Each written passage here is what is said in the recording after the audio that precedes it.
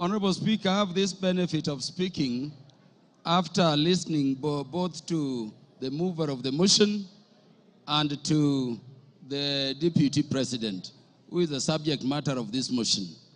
And so, Honorable Speaker, I can look at it from all perspectives. Honorable Speaker, allow me to start by saying that I listened to the Deputy President, as I did to Honorable Mutuse, with the mind of a lawyer, looking at how the grounds have been addressed, their particulars, and how they have been addressed by the two respective parties. And Honorable Speaker, let me begin by saying that I don't know what happened, but we had Honorable Mutuse presented before this assembly a motion seeking to impeach the Deputy President on up to 11 grounds. And Honorable Speaker, I don't know whether it is by act of omission or commission, or it is just the nature of some people. The Deputy President focused on those matters concerning property, money, integrity, procurement, forgetting the most fundamental issues. And I want to say that even when he addressed those money issues, there are very patent gaps going to constitutional violations which are stated in the motion to be gross.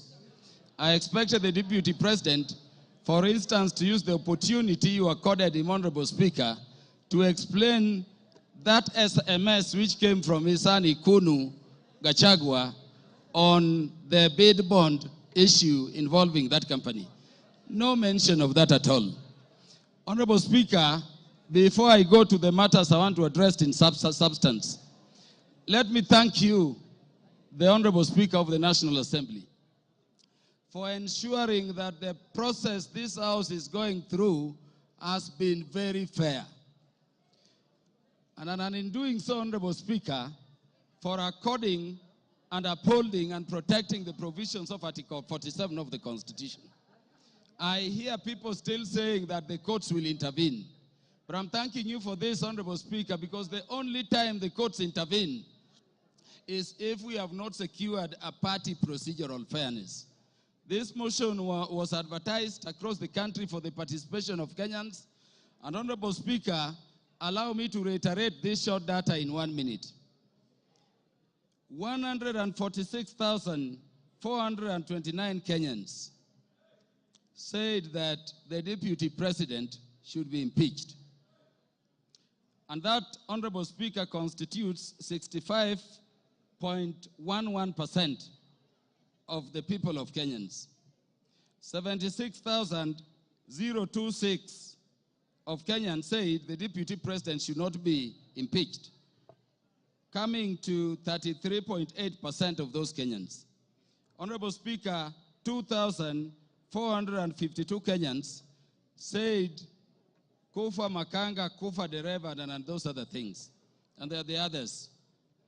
And Honorable Speaker, in terms of our constituency, which is Homa Bay Town constituency, 1,080 Kenyans whom I represent said the Deputy President should be impeached. And Honorable Speaker, that constitutes 89.81% of the population of the people of Homa Bay who are duly notified. 54 Kenyans in Homa Bay Town constituency, constituting 5%, said the Deputy President should not be impeached. And then 56, which is another percentage there, said other things, including Kufa driver, Kufa Makanga. Honorable Speaker, let me clarify this other issue also. That the courts have persistently and consistently said that public participation must be meaningful. If public participation should be meaningful, and Honorable Speaker, you made it so open, at the county headquarters involving all constituencies, and then all constituency offices remained open on that day, and you notified it to the public, Honorable Speaker, following that order of court, then really, there is nothing much for us to continue debating here. If public participation is to be meaningful, then the Kenyans have spoken. And as their representatives, we can only give meaning to what they say during public participation by securing what they have said, which is that the deputy president should be impeached. Honorable Speaker, because I'm running fast, let me say that this constitution has been termed a living document. And Honorable Speaker, if you look at ground one, people take it lightly. But Honorable Speaker, the idea of the unity of our nation has been the one thing which has been disturbing the people of Kenya in terms of being a nation for very long. Honorable Speaker, allow me to read the preamble of the Constitution. And this is what it says. We, the people of Kenya, proud of our ethnic, cultural, and religious diversity, and determined to live in peace and unity as one indivisible, sovereign nation. When the Kenyans were making this constitution, they identified the need for unity as one people, as one thing they had to deal with. Honorable Speaker, I request the members to look at Article 4, Sub-Article 2 of the Constitution. It says Kenya is a multi-party democratic state founded on the national values and principles of governance under Article 10 of the Constitution. And Honorable Speaker, people have said so many things about this Constitution. But let me say today, before this House, Honorable Speaker, that Article 10 of the Constitution, if this spirit has a soul, if this Constitution has a spirit, then you can only find it in Article 10 of the Constitution.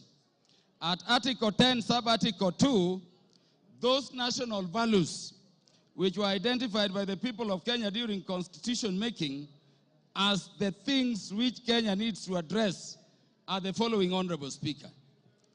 Patriotism, national unity, sharing and devolution of power, the rule of law, democracy and participation of the people, human dignity, equity, social justice, inclusiveness, equality, human rights, non-discrimination, and protection of the marginalized.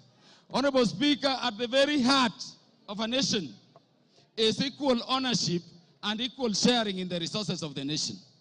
It cannot be therefore, Honorable Speaker, that a state officer at the level of the deputy president is singing to other Kenyans how they are shareholders and they don't belong to this country. And Honorable Speaker, it saddens me that having given him the opportunity, the deputy president did not proffer a defense, the deputy president did not offer an apology, but the deputy president said other people are also doing it.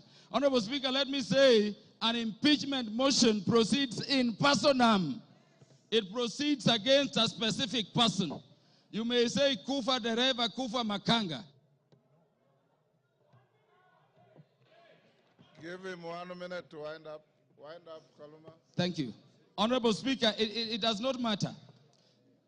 This motion we have is against a person. You cannot have a motion for impeachment against KALUMA and somebody. Those who are saying Kufa driver, Kufa Makamba, bring the driver and we will also consider it on the merit. And on account of that, Honorable Speaker, this person must go. Honorable Speaker, in the few seconds remaining, let me say that when Westgate came under attack, I lost a cousin in the name of Jackton Port. He was the first one to be shot there. When Garissa University came under attack, Honorable Speaker, I lost Solomon Oludo from Marindi, a son of our land I educated at Ubiero Primary School.